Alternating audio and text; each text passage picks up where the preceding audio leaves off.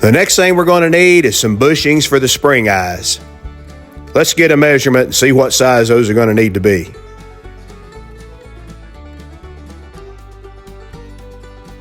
Now I'm pretty sure over here in my stock rack I have some scrap pieces of Delrin. Delrin is an engineering grade thermoplastic that's often used to make gears, bushings, anything that needs to be really precise and have a high wear resistance. I think this stuff would be just perfect for leaf spring bushings.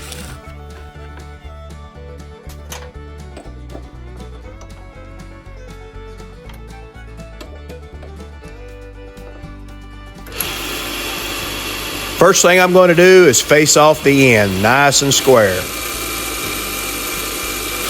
And then we'll take some big hogging cuts and rough down the outside diameter.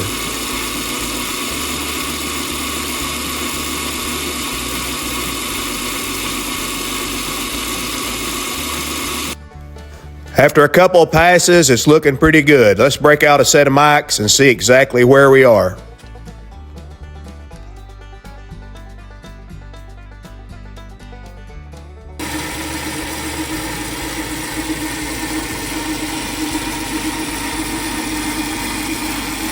I got the outside diameter machined to size.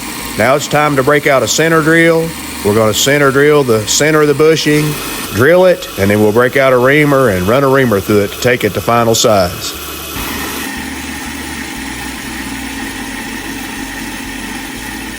And here we go, a couple of engineered thermoplastic leaf spring bushings. I know, that's a little high tech for a period correct build, but I won't tell anybody if you don't.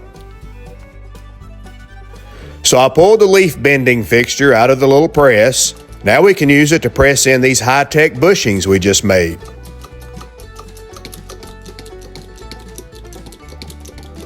I'm telling you what, this little tabletop press is as handy as a pocket on a shirt.